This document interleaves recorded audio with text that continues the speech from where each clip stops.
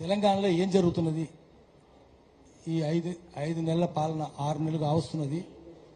ఏం జరుగుతుంది? ఏం జరగాలి?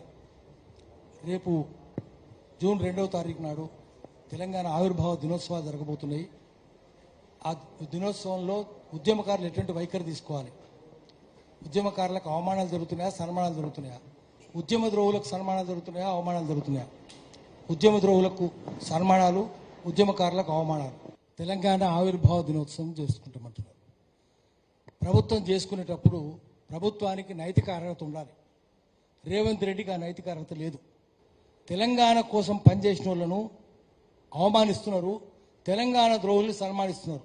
ఆ రోజు నిన్న జరిగింది మీటింగ్ కూడా మమ్మల్ని నేను జనంలో కూర్చొని ఉంటే మాటి మాటికి నా పేరు తీసుకుంటాడు మహేష్ కుమార్ గౌడ్.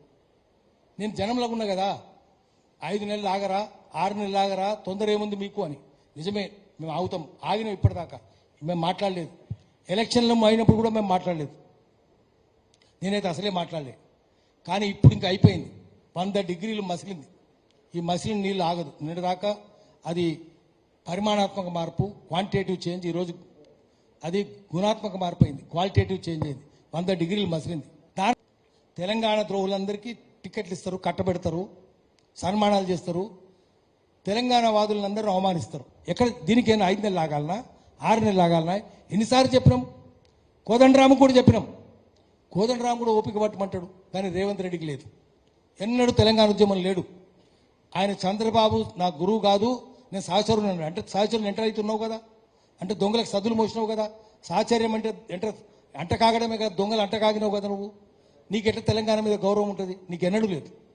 అందుకని నువ్వు నీ నిజాయితీ రుజువు చేసుకోవాలంటే నువ్వు కమిటీలో నువ్వు ఒక్కని వాది నిర్ణయించాల్సింది. ఆఖరి కీరవాణి అంటే ఆంధ్రవాణి తీసుకొచ్చి పెట్టాలన్నా కమిటీ వేసి నిర్ణయించి, నువ్వు ఒక్కరిని నిర్ణయించడానికి వీల్లేదు. నీకేం తెలుసని? తెలంగాణ తెలియదు, భాష తెలియదు. నువ్వు ఆ లోగో ఎట్లా మారుస్తావు? లోగో మారిస్తే మా చాకలేలమ్మ బొమ్మ పెట్టి అక్కడ, శ్రమజీవి ఓ వీరనారి బొమ్మ పెట్టి అక్కడ, వెనుక 1000 స్తంభాలు కూడా లేకపోయినా ఏకశిలా నగరం, ఏక తోరణం అయితే ఉండనియండి. అందుకని మేము అడిగేది ఏంటంటే 2వ తారీఖు నాడు నువ్వు రుజువు చేసుకో. అంతకంటే ముందు రుజువు చేసుకో. నువ్వు ముందు పోయి అందరి దగ్గరికి పోయి దండం పెట్టు, కేసులన్నీ రద్దు చేయి. కనీసం కమిటీ అనే దానికోసం. ఒక మనిషి కాదు, కమిటీ వేయాలి. కమిటీ కూడా వేయలేదు, నీకు చిత్తశుద్ధి లేదు. ఎందుకంటే వీళ్ళందరి మీద కేసులు పెట్టించిన మహేందర్ రెడ్డి నువ్వు పోలీస్ కమిషన్ ఆయన తీసుకొని పోయి నువ్వు పబ్లిక్ సర్వీస్ కమిషన్లో పెట్టినావు. తెలంగాణ ద్రోహులందరికీ పదవులు ఇచ్చినావు, టికెట్లు ఇచ్చినావు. మంత్రులందరూ వాళ్ళే కదా. తెలంగాణ వద్దన్న వాళ్ళందరూ మంత్రులు, ఒక్కరు కాదు, అందరూ వాళ్ళే ఉన్నారు.